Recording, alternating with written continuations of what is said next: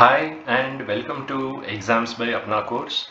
Today we will look at creation of private exams where you get to create tests and exams for your specific audience and then share the exam code to them. So this is a free feature uh, aimed at parents for creating tests for their kids, for tutoring centers and training institutes for the students, schools and colleges and corporates for their teams, etc. On the exams page, that is on the exams login page, you will see the option to sign in or sign up. If you're new to Apna course, then go in for the sign up option. Let's just say we go with a test access at apnacourse.com, for example, a mobile number, and sorry, this was the username, so we'll kind of put that here, and a password with minimum 5 characters. For ease of reference, we'll just give it as 12345, and then we sign up. It asks you to choose the default profile as student or educator. Since you're going to create questions, you would rather choose to be the educator here. It gives you a set of terms, etc., that you can review and then enroll. I repeat, the private exams is completely free, and the features are made available to all and everyone. So once you log in, you have the option to choose the segment as public or private. Go to the private exam, and then you will see on the top left corner the option to switch between the educator and student panel, and then a little below that you have the option to switch between private and public. We will cover the dashboard subsequently.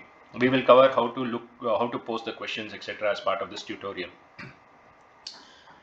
So how this works is you have the question bank where you add or create questions, and you can keep adding them at any point in time at your leisure, and then you create exams with reference to the questions in the question bank.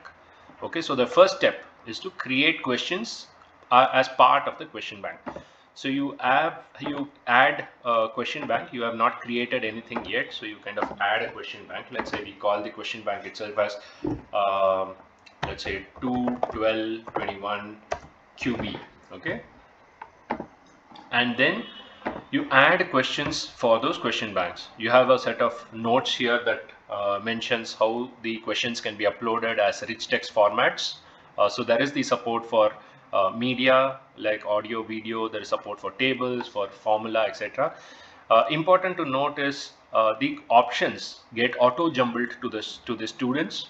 So please avoid using options like none, both A and B, etc., simply because they get jumbled and they don't show in the correct order to the students. This is to kind of ensure there is less rote learning and more experiential learning for the students. The third is you can also upload images where there is the option to even mouse over those images for high quality visuals by the students. These questions can be added one by one, or you can do a bulk upload. There is the sample that we have provided that you can download and review that sample. So let's quickly also look at how that sample is. So there are two sample questions given here. Please ensure you delete these two rows before you upload the sample Excel or the CSV file as part of the bulk upload. So it gives you the question, the count of options, that is how many options are there, what is option 1, 2, 3, 4, 5, 6. So we support up to 6 options, so minimum 2, maximum 6, and what is the correct answer, which is the correct option as a number between 1 to 6. So do not enter as option 1, option 2, etc. Just enter the number, which is option 1, meaning that the first option is right, option 3 meaning the third option is right, and so on, and the description. So this is the bulk upload option. You could it's also recommended you look at these instructions on the screen when you try uploading your first set of question banks or your first set of bulk questions. The other option is to do it one by one by an online form. And as we discussed, there is the option to allow text with media, which means that there will be a few seconds of a delay, and then accordingly you will, and then immediately you will get the option to see certain features like paragraph, bullets, insert media of videos, images, tables, including even formulae like your alpha, beta, gamma, epsilon, and so on and so forth. For the question, the options, as well as the answer description, you have this rich text format that's open. So what is a molecule? For example, let's say that's what is our sample question. So you have the question, so we're doing it on the form. We give the option between 2, 3, 4, 5 or 6 options. Let's say option 1 we just say is molecule. Option 2 is so what is a molecule? Just say something as atom, and then we say answer or molecule is the answer. Just some random answer. Now you could add more questions. So you click on add, and then accordingly gives you the option to add additional question, which is a question 2 and what are the options, etc., etc. For some reason, let's say you made a mistake, you do not want to add more questions, you have the option to delete those questions. And then you will go ahead and submit this. So this question has got added to the question bank. So it tells you the name of the question bank, the total number of questions, and you can verify it, validate it, and click on confirm. Once you confirm, then that question is available in the question bank. You can go to the list that is available under question bank, choose the question bank, submit, and you will see that that question exists there. You can activate or inactivate at any point in time. You can also view that, so you can preview that question, and you can also export those as a Excel. Now coming to the exam creation. So what we did now is to add the questions to the question bank. Now we go and add the exam. You give an exam name. Let's just say we call this molecule test. Okay. Number of attempts. How many attempts can the student take? Okay. For each exam, it varies between 1 to 4. You can define how many attempts the student can maximum take. Let's say you give 3. Then what is the validity of the exam? How long should this exam remain valid? So we suggest 30 days by default, but you could always take it anywhere between 1 to 365 days. And what is the duration in minutes for this particular exam? So we suggest up to 4 hours, but of course you again have the option to arrange it between 1 to 4 hours, 1 minute to 4 hours. Then a set of instructions to say read the question carefully, etc., etc. Some optional instructions. Again, this is not mandatory. You can leave this blank, and you submit. Now you have the option to fetch the questions from the question bank. It could be fetching questions from one or more question banks. So let's say you've created questions in maths, Hindi, and geometry. Geography, and you want to create a consolidated exam. You could choose the question bank, click on fetch questions, select the questions that need to be part of that exam. It could be all the questions or just individual questions, and then click on import selected questions. So now if there are multiple question banks, all you simply have to do is to choose the other question bank, fetch questions, and click on import selected questions. After a point in time, you realize that you made a mistake, you do not want certain questions as part of that question bank, you can just click on this remove option that's available here on the right side of that question, or you can also look at this link here called total imported questions. Click that, it will give you the list of questions that are part of that exam. Okay, so these are from across multiple question banks and are part of this exam.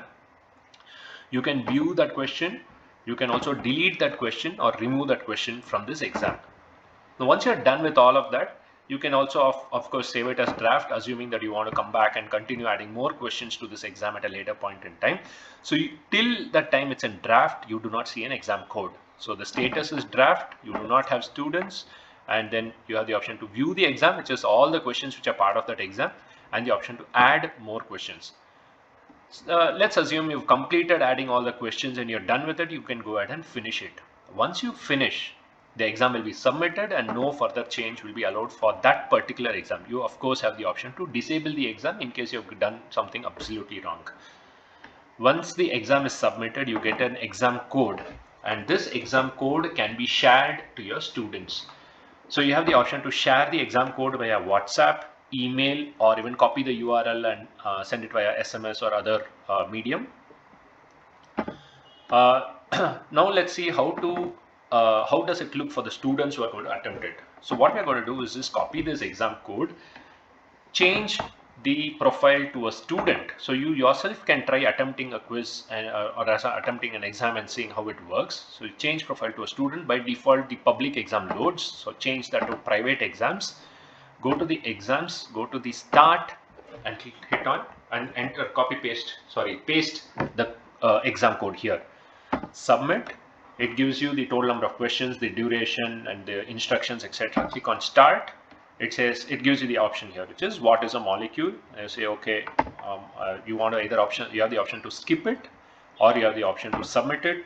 Let's say I just submitted it, gives me the score and gives me the count of the attempt, which is attempt 1 and the correct answer, etc. As a student, I can go back to the result page. In the result page, I have the option to look at the result for that particular exam. I can also drop down here, look at the specific exam if as a student I've attempted multiple private exams.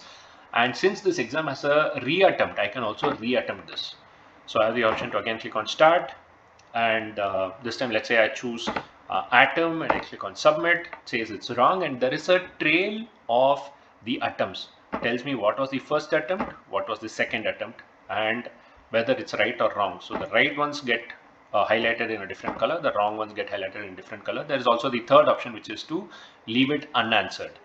So these are the various activities that the student can do. They can go look at the result page. They can also look at the dashboard and see for that particular exam what are the statistics, and this will and accordingly it will give you both the attempts. So the one at 430 and the one at 431, here 0%, and that's why you don't see a bar.